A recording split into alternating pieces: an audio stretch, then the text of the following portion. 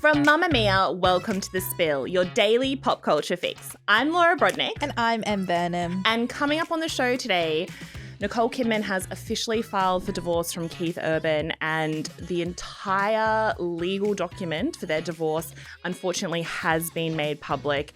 I have combed through it and we're going to talk about the most shocking reveals, but also paint more of a picture where Nicole's at. Like, obviously we're team both of them, but you know, we're going to get to the truth of that. Plus, an equally important story. Robert Irwin is staging a very sexy takeover of America right now. Yes. He's in the trenches. He's doing the work. Em's going to recap that. If you have any small children around. I'm going to recap Robert Irwin. She's going to recap Robert Irwin's sexiness. If you have any small children around, animals, anyone who's a bit fragile, maybe just get them out of the room for that bit and protect them. But first, I was scrolling on my TikTok feed and I came across this clip from Amy Poehler's podcast Good Hang. Yeah. I didn't realize how big of a fan I was of this podcast until I It's realized really good. it's like an integral part to my Saturday morning. Is it? It's the one podcast I listen to when I wake up and do all my morning stuff on a Saturday. I so glad that I have all my favorite pods, and it's so hard to find pods that you love and that you want to listen to. I'm like, my ears are a sacred space. I don't let just anyone in there. Yeah. And I have my 5 pods that I listen to every week, and I have a specific time. Like, this one is for my Saturday morning walk and getting a coffee. This one is for like a Sunday night when I'm having a wine on my balcony. This one's for like when I go and do an exercise, like a long walk or something. Oh my God. So we should release our listening habits. Oh, I know, but it's also so personal. I don't know. But I think people would want to know. Okay. I know yours. Oh, do you? Yeah, I do. Okay. We've had it. We I talked about it after a few wines. Yeah, I know. We always do. I know. I wish I was more mysterious, but I'm just an open book. Damn it. Okay, so you spend Saturday morning with Amy Poehler. I do. And it's like one of those podcasts. So she's an interviewer and she interviews a lot of people that she's also friends with. Yeah, I love that. So it's a lot of people in her life. And it's one of those podcasts where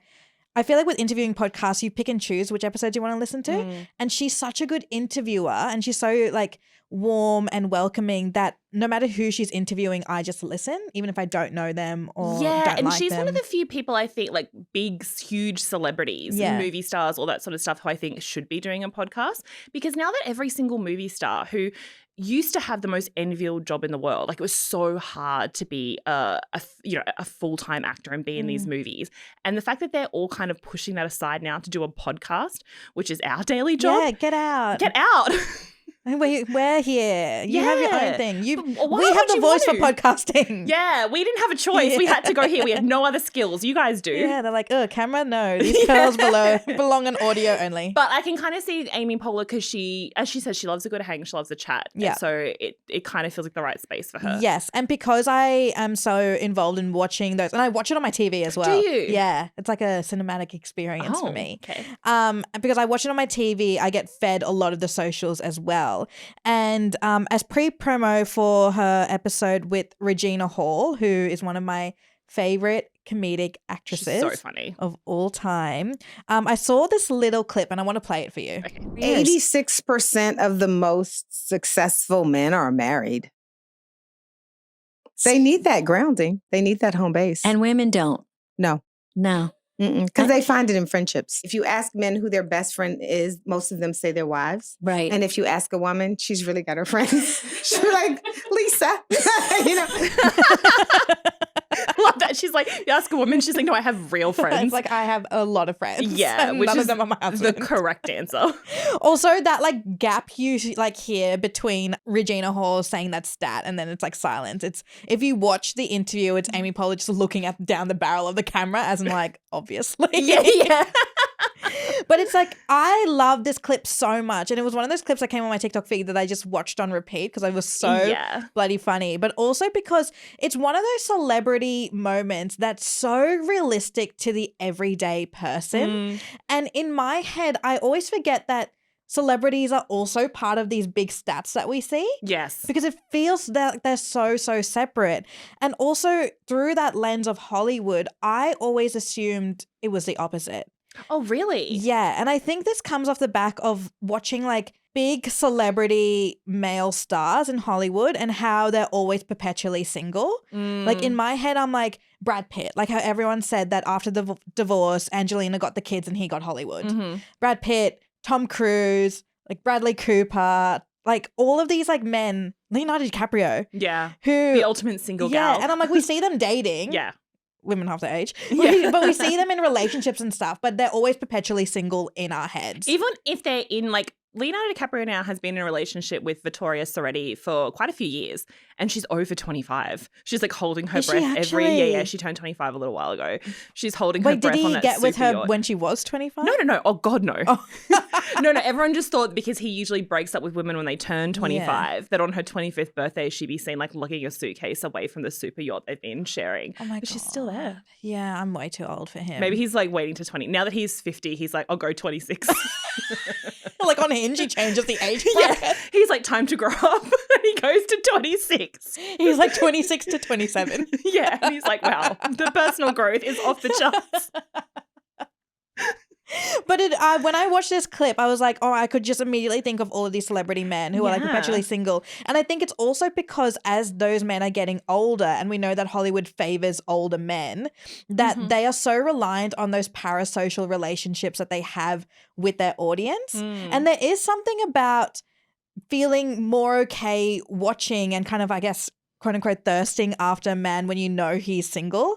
Yeah. And yet all my favorite actors in Hollywood are women, and it's regardless of her relationship status. Yeah, it doesn't make us like or dislike a woman anymore. Yeah, no. And I just found that so interesting. But what do you think of that stat? Because I'm really interested to know, like, I know you watch Good Hang and you're a fan of Regina Hall, but when celebrities are talking about like these kind of like lifestyle-y moments, do you feel like that they have access to be able to talk about those things? And when you say access, do you mean do they have lived experience to talk about those like, kind are they of things? allowed? Well, I mean, obviously, like, it's like anything a celebrity talks about is like everyone's looking for like vulnerability and honestly, because you want to relate to a celeb. And when I say like we don't like women more or less when they're single, sometimes if they are like really long-term single, I do find a little bit of comfort in that because I'm like, this is one of the most beautiful women in the world. She's so successful. Everyone loves her and she's still single. You and I have talked about this before. One of our many drunken airport chats is like it makes you feel a little bit better when you've got like other people who are in the same situation. But at the same time, everything's like a little bit tinged with like if you wanted to, you kind of could. Yeah. Like you've got access to so many people. Or the level of success, right? Like I always think about that with Mindy Kaling. Yeah. Like always single and yet she still was able to have kids. Yeah. But also it's through the lens of like she's single but it almost feels like society allows her to be single because she's so successful. This is what I really find as a single woman is that you've always got to have these extra achievements to kind of blur the singleness away. Yeah. So you've always got to have these big career highlights like you have to be the best of the best at your job. Yes, you have to be like the funniest person in your family. You always have to be off having this big adventure. Yeah, you have to be the funniest, the most dynamic. You have to have like a beautiful home. You have to be successful at work and always kind of living this big adventurous life. And sometimes I'm like, I'm just tired. Yeah. But Mindy Kaling sometimes has I just want to be bad at my job. Sometimes I want to be single and also a failure at the rest of my life. Just let a girl live. Maybe I'm just going to underachieve across the board and that's okay. What if we just like start being really bad? Yeah, let's do it right now. While the pod ends. Well, like our head producer, Georgie's in this room. Georgie, we're going to be really bad at the film. We just both gave up on our careers in this moment. If you guys want to help us, stop listening. Yeah, don't watch us on YouTube. Don't leave an review on Apple or Spotify. Don't follow us on social, that's for sure. In fact, unfollow. Just want to be mediocre. Well, no, that's the thing. No one really, like, there's not a lot of pity for someone like a Mindy Kaling or even like recently like Charlize Theron or anyone like that because they have these big, beautiful homes. Yeah. Yes, they were able to have kids as single women because they have the funds, which is what stops a lot of, it's not a man that stops a lot of women not having children. It's the finance of it and the money. So when you have all that. And I feel like we don't see it, but I wonder if like in their inner circles, like amongst Mindy Kaling's friends who are also on her same level of success, who also have like families and are like dating and are having boyfriends and are like getting married and getting divorced and then married again, if they see that. Yeah, maybe. It's interesting too because Amy Poehler's been single for a really long time as well. And she's had people come on the show and try and set her up with billionaires. That is my favorite episode. And she's like, I don't want that. I don't want a man around me. And I was like, fair call, fair. Because again, one of the most loved women in the world. And she was just like, I don't need that. Oh. It's kind of interesting. I do think, it's like we're collecting these women. We first got Emma Watson. Yeah. And now we have Amy Poehler. Yeah. The Single Gals Club. Single Gals Club. The famous, beautiful, rich Single Girls Club. And we're in it as well. Yeah. I mean, now that we've gone on our jobs, we're not going to be in it. Yeah. But yeah, that's an interesting thing of looking through that comment through the lens of Hollywood, because you have these kind of, really famous men who are very like famously single, and even Leonardo DiCaprio, who's been in a relationship for years, we still think of him as a single man just because that's the way he presents. But then you also have these these really famous actors who have made their wives their entire personality. George Clooney. Oh, yeah. Robert Downey Jr. Credits his entire success to his wife, Susan, which is kind of a fair thing. Well, Matt Damon, to an extent. Like, you have, like, he's like, they're all for both his wife and J-Lo. Yeah. Matt Damon's not married to J-Lo. No, but he had to comfort her. Oh, that's so true. That's right. Affleck I was like, wait, is that some gossip? No, Gossip it's I've like missed? Ben Affleck, like running around with these women, and then Matt Damon going, Ben, he's having to. Now I have to look after her. He's having to go and comfort all the ex-girlfriends and all the ex-girlfriends are coming up to Matt going, Matt. Yeah. So I think we do see this thing of really famous men, even like Chris Hemsworth. There's so many who are just like, they're like these really famous wife guys, like my wife, because it kind of deflects from a lot of things, and it also also gives them that concept like, look, I'm a good guy because I'm married. It like inserts a personality for them that they might not have had before. And you know what? It's working. That's fine. They're the kind of men that say, that's my best friend. And their wife's like, you're not my best friend. It's like, ew, ick. Yeah. You just know Elsa Pataki's like, I have a best friend. It's not you, Chris Hemsworth. Okay. In case you missed it, Robert Irwin. I did not miss it. I'll tell you that much. He's still on Dancing with the Stars. Look, this is the first time in Dancing with the Stars history that I've seen so much of this show. Oh, you're invested now that you've got a player without in the my game. consent. Like, it's just all over my feed. Well, that's the thing about Dancing with the Stars. It's been going for so long, well before like any of these social platforms are a thing. But their team has adapted so well to social that they just make every season go viral in a way that other reality shows haven't been able to achieve. Yeah, it's so wild because there are a lot of contestants on Dancing with the Stars, but in my head, there's only two. Oh, who's the other one? Robert Irwin and Dylan Efron. Oh, of course. I thought you were going to say Alex Earle. I thought she'd be in your wheelhouse. Oh, is she in it? Yeah. Yeah. Oh, my God. You say you're such a fake fan. I had no idea. And our fave gal, Ilaria Baldwin. Oh, yeah. Dancing her Spanish dances. Ilaria's like, salsa, I've got this. Yeah. She's like, I grew up dancing this in Spain. In Massachusetts, where I lived when I never lived in Spain. Our fave girl, I love her so much. Anyway, the only people I've seen is Robert Irwin and Dylan Efron. I think Robert Irwin was the fan favorite from the first episode because that was like the very first episode is where you see like how committed each celebrity is to the actual program, right? And he was very committed as he is, as I'm going to say, animals. Yeah. It's like dancing animals, nothing else. Yeah, nothing else. That's all he has. So this second routine that's been going absolutely viral, it's because it's so sexy. Have you watched it? Yeah, I felt dirty watching it. Did you? I felt like it's not something I should be watching with my eyes, even though it was on public broadcast television. And that moment where the lights go up and the camera's on his face and he's looking with such intense... He's smouldering. He's smouldering into the camera with the intensity that like an old school movie star could never achieve. Yeah. I like melted to the floor. Not in a sexy way. I'm just like, I don't know where to look. I don't do it with my hands. You did what I did when I watched Magic Mike. Yeah, I did. When we watched Magic Mike, Em and I at the cinema, she like just fell onto the floor in a puddle. Yeah. That was me in my apartment watching Robert Irwin dancing. Okay, so it starts off where they're on this platform and she's perched on his shoulder like a sexy parrot. Yeah.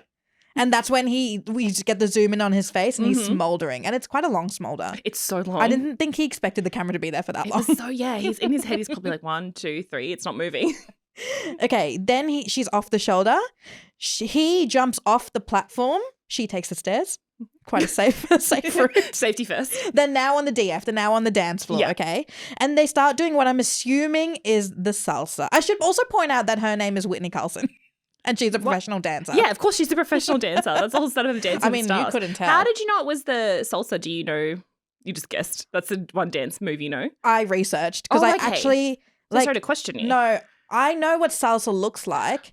I don't think what I witnessed was the salsa that I had in my head. Okay. Because I know if that was the kind of salsa I tried to do, it would send my parents into a coma. Okay. Like, you can't be doing that in front of your parents. He has a bit of a solo. Yes. And this solo includes ripping off his shirt and moving his hips sensually. This was the intensity of this again. And the shirt comes off and he just looks into the camera like, yeah, It's like I did it. It's like that movement where you're like hula hooping, but you don't know the hula hoop's on the ground. Yeah, you're still going. And it's like, Robert, it's fallen. Stop. It's fallen, Rob. It's fallen. Pick it up. I know. Again, I had to look away. I had to keep like watching this, putting my phone down, walking away, coming back to watch it. It's like a 30-second clip.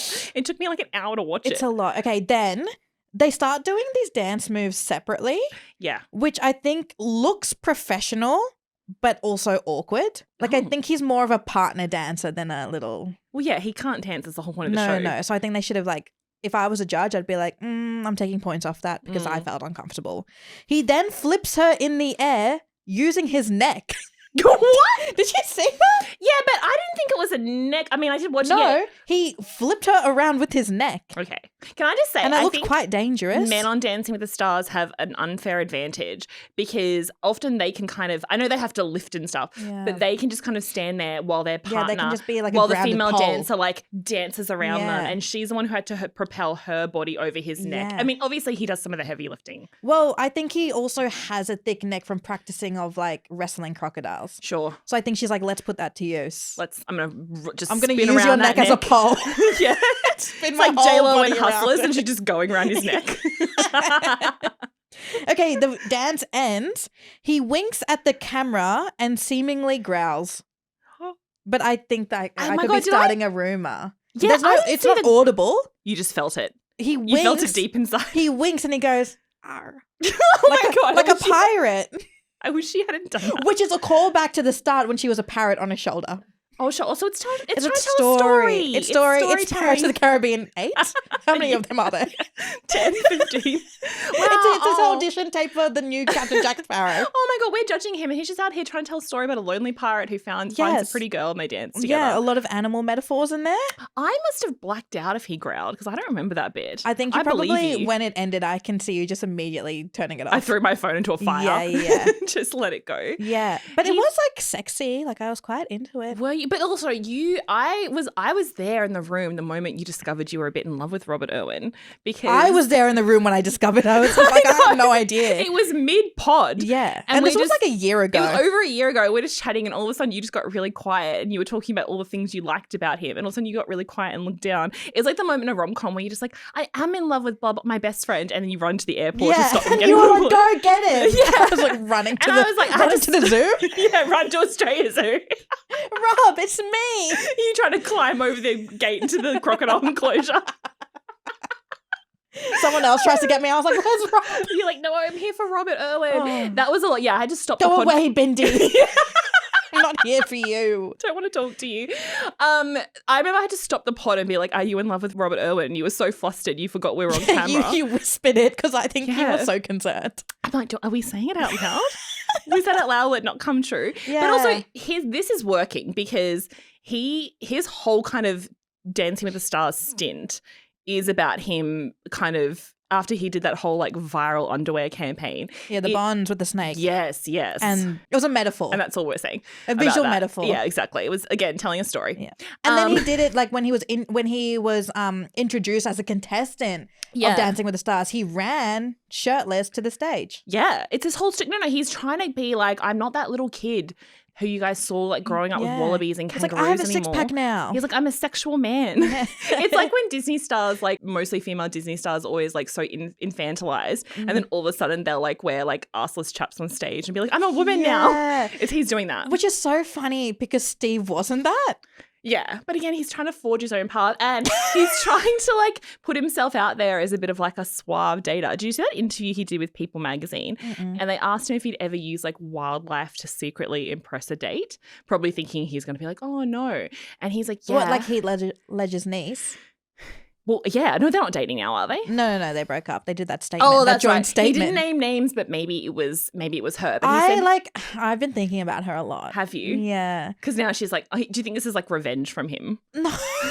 No, I think he's too young to be thinking like that. Okay. I think it's more when you have like your high school boyfriend and you think in your head it's the first love. It's the first love of your life. They were on the carpet with us at Tom Cruise's. No, I remember. Like they were so cute. No, I've sat next to them in so many and they were like different kids events. And they were in love. And now she's seeing him do all of this. Well, maybe he's trying to win her back. Maybe that little growl and wink was for her. Not for Yeah, us. I know it wasn't for you, that's for sure. But I don't know if she was the girl in this car, but he was telling the story like he was driving a date home and like what's he been on drive for like a year. So I feel like it's a recent story. Yeah, he was on his piece. Yeah. He says he's driving a date home and he saw a snake by the side of the road. And in his head, he was like, oh, thank God. Like this is going to make me look so good. So he like swerves the car over, gets out of the car. He goes off-road to kill the snake. Yeah. No, he's not going to kill it. He's a conservationist. Oh, what's he going to do with the snake? Move it? Yeah, he moved The it. snake's already on the side of the saved road. it. I think the snake's like, Rob, I know. I think he saved That's why I'm on the side. The snake's like, I'm fine, put me down. The snake's like, I saw the road, hence why I'm on the side. And you still get out and embarrass me in front of this woman. He's trying to make himself sound brave in this story. You've ruined it. So he goes off the side of the road. Maybe the snake was in the middle of the road. Okay. Changes the story, doesn't it? That does change the story. And he walked over, scoops the snake up, and I think he either put it somewhere safe or he took it with him. Puts it on her. And in his head, he was like, thank you, snake, thank you, snake, thank you, snake, because it made me look so brave. And so he used that snake for personal gain. Oh, I would have gotten the ick. Would that make you, if you were in a car with Robert Irwin and he pulled over and manhandled a snake out of the way and like saved its life, would that make you fall more in love with him? It depends. Okay, I honestly think it depends on the situation of the snake. Yeah.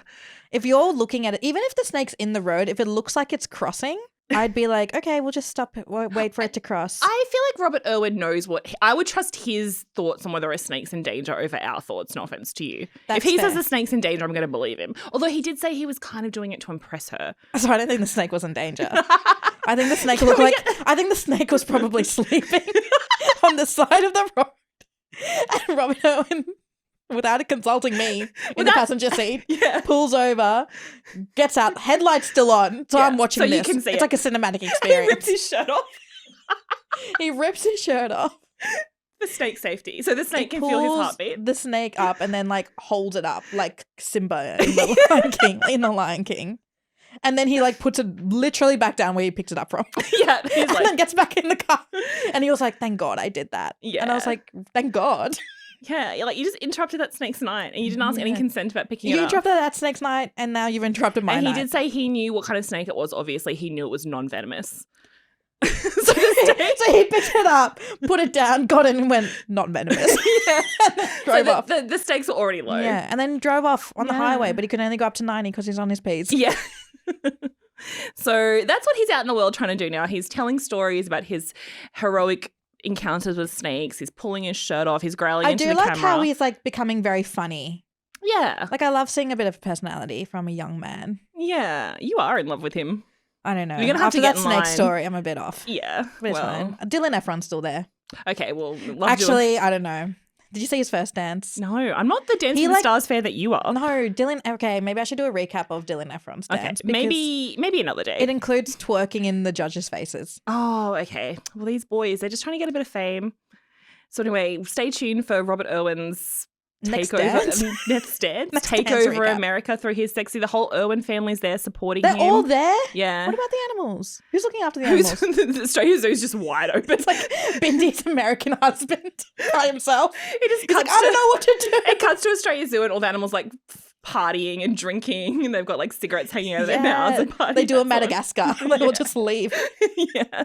So since the news broke of Nicole Kidman and Keith Urban's separation on Tuesday that we covered in that episode of The Spill, and at the time of recording, it was kind of confirmed through sources, but Nicole and Keith hadn't said anything and there was no documentation to prove it.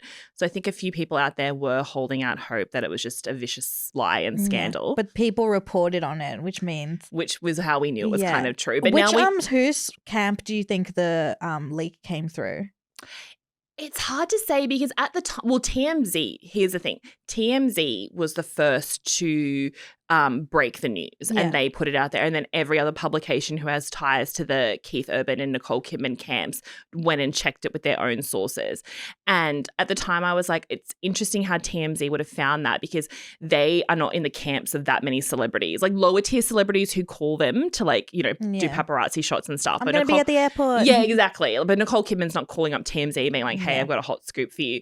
And nothing had been filed to our knowledge at the time. And that's usually how TMZ finds things because they have so many people at hospitals, courthouses, all these different places. But now the divorce papers have been filed by Nicole Kidman. So I don't know if there was somehow TMZ got a tip off for someone that from like a lawyer's office or something that was going to happen because Nicole Kidman officially filed for divorce from Keith Urban on September 30. So after all the news broke.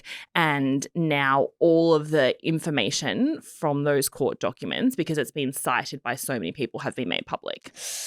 And what's kind of interesting is just how, I guess, like any separation that involves children, even though their daughters are 17 and 14, so older children, but you still have to have a custody arrangement, especially for a 14-year-old, is how in-depth their arrangement is and how they've already sorted all their assets and everything. Yeah, it didn't seem very conflicty when I looked at the divorce documents, but I also wanted to know, is it weird that that was released before they actually put out a statement?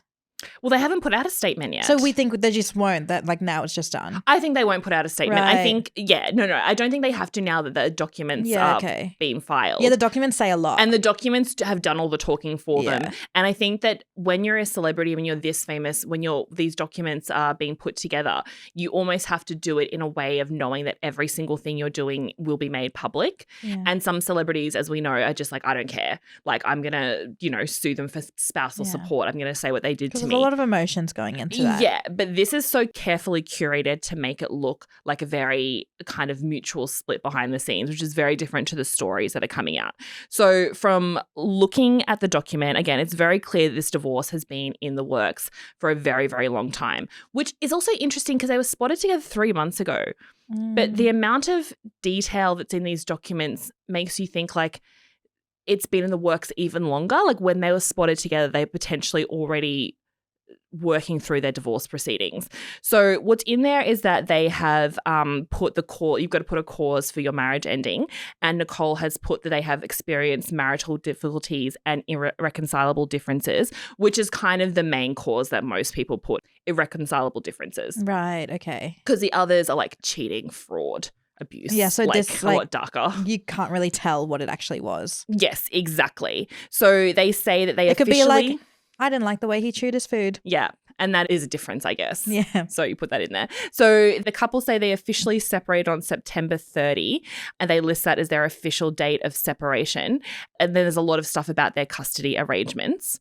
And Nicole has been named the primary residential parent. And the plan for their daughter's custody arrangements, I'm just going to acknowledge it's a bit icky that we even know this. Yeah. It's because it's such a personal thing involving their kids. But in the document, it says that they've agreed that the children will spend 306 days a year with Nicole Kidman and 59 days of the year with Keith Urban. Isn't that wild? It gets more intense than that. So Keith Urban will have custody of their daughters on alternate weekends from Saturday at 10 a.m. through till Sunday at 6 p.m. Mm-hmm. And there's no midweek kind of swap over. Like they only do it like that. And which is interesting because I've have a lot of friends who have parents who have been divorced, and when they were telling me about like their arrangements, it's usually that where like they saw their dad every second weekend, but actually seeing the days like that in the year and the stark difference of numbers and the pickup time being 10 and being 6 and stuff. And again, I don't know, every family's kind of different, but also that's kind of very almost like rigid, especially for such adult kids or a 17-year-old who could be like, I'm going to go to my parents this weekend or parents that weekend, but maybe this is just the best way for them to work it out. But I remember even before like we even knew about the divorce, we knew that Nicole Kidman always talked about how much her kids love to travel because she was always traveling, and they like lived in so many different countries, like in Europe, in Asia, in Australia, in Nashville, and I think, like, if you knew that about, like, their kids' lives, this doesn't seem like such a stark difference, because I feel like people who didn't know that immediately think that, like, these are two massive celebrities who both have to travel for work. Yes. Like, he's currently touring. She's constantly in different countries filming. Yeah. Like, how would that work with, like, kids? And it's like, that's just what they've always done anyway. Yeah, so it's not going to feel like a huge different thing to them. And I guess this is just what they've had to sort of put in the documents to really kind of, they've gone, so intense with the details. Like, he gets Father's Day every year. On Thanksgiving, they get alternate years. Nicole Kidman's going to have them for Christmas on the odd numbered years, and he's having to have them on the even numbers. They've divided up all of their school holidays. What's also interesting is that they have in the divorce document an agreement that they've both signed that they will never speak badly of each other or any members of their family, and that they will encourage their children to love the other parent and be comfortable in both families. I've never seen that in documents. Yeah, it's just, it's like that's in the divorce proceedings that they are not allowed to speak badly of each other. Yeah. I guess when you're so public, you have to lean into that side of it. This is also And interesting. then if that happens, can they sue each other? Well, like, it's a legal document, I guess so. Well, I guess it would just kind of change the terms of their divorce proceedings. It also says in there that they have both been mandated to attend a parenting seminar within 60 days of the divorce filing. What does that mean? Well, I guess it's just to kind of go over all the details, like a seminar. Maybe it's just something to kind of that the courts put in place. And I don't know, that was a different one for me. I haven't seen that like in some a celebrity sort of mediation. Filing. Yeah, I think that's what it is, like a mediation. Yeah. Neither of them will pay each other any alimony or spousal support. I found that really interesting. Did you? Because I feel like when it comes to these celebrity divorce proceedings, that's the first thing I look for, because you are obviously so separate from it as the public, because you're seeing these two ultra rich people who both have so much money. And I think it's still interesting how it feels like such a common man battle of like who pays who and how much do you pay. Yeah. And you still see these celebrities doing it, and it's like in the millions of dollars. Exactly. And sometimes you think, like, why are these celebrities fighting out in court? Like, that's what everyone was saying. And it seems like such a private detail as well. Yeah, but I guess sometimes when it comes down to, it's all relative to what your wealth is. I mean, that's why people thought it was so wild that Brad Pitt and Angelina Jolie dragged each other through the courts for so many years, not just about their custody arrangements, which is fair enough. Like, when you both have such different views, you have to go to a court. But over their winery and their assets and everything, and everyone was like, oh my God, just isn't it worth you're so rich just to lose a bit of the money to not be dragging all this public information out into the world? But I guess at the end of the day, even if you're rich, you're like, I still want to keep my money. That's how you stay rich. So this was the other interesting thing in there, is that they don't hold any joint assets. So there's no real estate or anything. There's pretty much nothing there there's no big assets to divide up. And it sounds like they don't own property, but they actually own property. They don't have any property that, like that beautiful house that Nicole Kidman did her like Vogue 73 questions in, or their like very famous Nashville residence. It's all owned through businesses, and trusts must be a tax write-off situation. So there's nothing in their names. But they actually don't have joint assets. Well, no, they have some joint assets. They don't have any joint big assets. Like, all of their properties are not in their names. Yeah. So they said they've already divided those up. They said they are both responsible for their own debts. Ooh. And I was like, what kind of debt are you guys in? Come Talk more on that. Tell us, yeah. It's not does my business, but what do you owe with people? But they said they've even divided up their hotel, airline, and credit card points. Stop. Yeah. That's so Australian. Like, that is literally. Why do you think it's Australian? I think we are so like. Nicole Kidman's like, I'll give you the house, the Nashville home. I'll take Christmas, you take Thanksgiving, but I'm taking my airline points. When it comes to Qantas frequent flyers, like, we are so addicted to our airline points. Yeah. Like Velocity, frequent flyers. Like, I feel like everyone spun over there. Everyone I talk to knows exactly how much points they have, because we're so far. Yeah, Like, we rely on our points. Nicole Kidman's flying from Australia to Nashville back and forth. That woman's got so many airline I points. need my points. I'd give my points to Nicole Kidman if she really needed them. Yeah, me too. Come on. She's like, it was just like when I read that, I was like, this is so Australian. Like I know Americans, like People Magazine are looking through that going, what the heck? Airline points? Yeah, hotel points, credit card bills. Again, what's all this It's like credit we're too card? far, guys. Like it takes us like it's a long time to see the rest of the world, and it's a lot of money. Exactly. You just know that she's like, I got those points, and I'm not giving them to you, Keith Urban. I got those points. I had to move to Vietnam. I had to do this. I had to go to Singapore. I had to go to Europe. So everything points. else they say, and this is what makes me think that this must have been in the works for not just like, we only did really top line the custody arrangements there, but there's pages and pages and pages of they have every holiday, every day, every moment of these young girls' lives has been divided between her parents in such meticulous detail that you think this must have been in the works for a long time.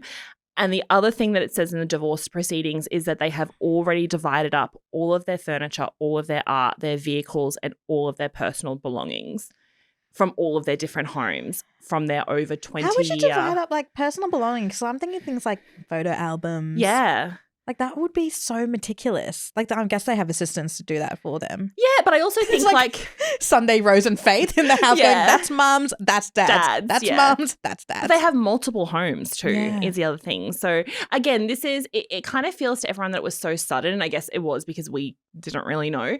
But it does feel like this has been in the works a lot longer for 3 months. It seems very planned out. Yeah. So I would say that we're going 6 months at least, maybe even like over a year. Wow. That they were publicly together. And I'm just, obviously we have no idea and we'll never know. But it feels like sometimes when they were very publicly together that behind the scenes they were already working through the details of their divorce proceedings so that the day it was leaked and they were able to file, everything is already so meticulously, carefully planned out that their divorce will just go straight through and then nothing else can be made public. Really? Once that's done. Yeah. Celebrities are so much stronger than I am. Well, I just think that they would if you look at just the scrutiny they've already had, just look at also all the gossip that's flying around at the moment about them, around like Nicole was, I mean, it was only 2 days ago that all these sources from like People Magazine and stuff who usually have the right story, all these sources were saying she's been desperately trying to save the marriage. She tried to make it work.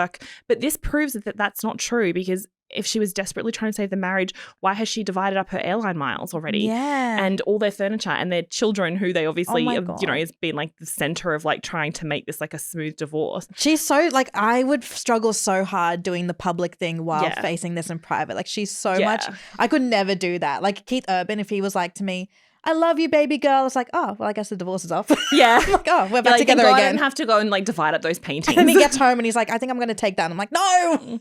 It's just, it's been, the public scrutiny has been so intense because they've obviously gone to such lengths to make it look like everything's like, we will never talk badly about each other.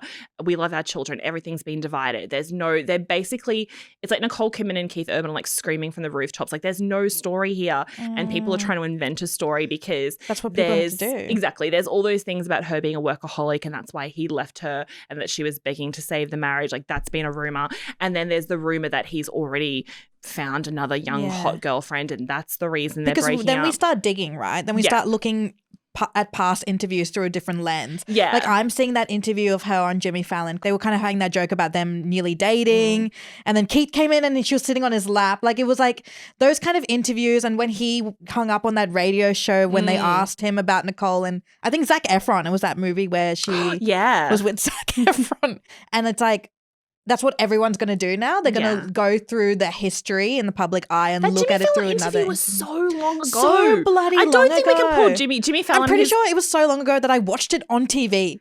Yeah. I didn't even watch it on YouTube. It was not in the old Mamma Mia office, but the one before that. And that's old. That's old. We've been here for a long time. Yeah. That's when we were recording in this little box in the old office that we called the chokey. Yeah, the chokey. That's how I tell time. So that I don't think we should bring Jimmy Fallon and his wife Nancy into this. And Jimmy's probably like, oh God. Yeah. He's like, I've had enough of this. But yeah, it's kind of very telling. There's also there's all these rumors starting that like there was a drug clause in their prenup agreement and all these things and that Nicole Kidman was allowed to leave him if he did this. Like all of these, so many wild rumors, and I won't even get into like the most intense of them because it's just a lot of cheating and stuff. And so it's like that's happening on one side. And you know, like their daughters are old enough, like especially Sunday Rose who has her own Instagram and has making her own profile now. Yeah. She would be seeing everything. Yes. And that's just like, there's something about your parents you should not be saying. Yeah, I think that's why they've gone on the defensive with this. Just coming straight out of the gate with like, we filed and everything's fine, everything's perfect. We have a legal clause that we have to be nice to each other. Yeah. Take that, gossip people. So shut up, everyone. Yeah, so that's every little shocking detail from Nicole Kidman's divorce filings, intense as it is. So it's not nice, but hopefully now that's kind of like, you know, the stories move on fast. Like now that that's done, it's kind of been confirmed. Now we're ready for Practical Magic 2. Yeah. Oh my God. Bring on Practical Magic 2. I was like, is that in the court documents? Because I need to know a release date. Yeah, the release date's in there. I know. Yeah, I will be cheering Nicole Kidman on through that because I just love her as an actress. And look, she's got Practical Magic 2 to look forward to. What else does she need? As do we.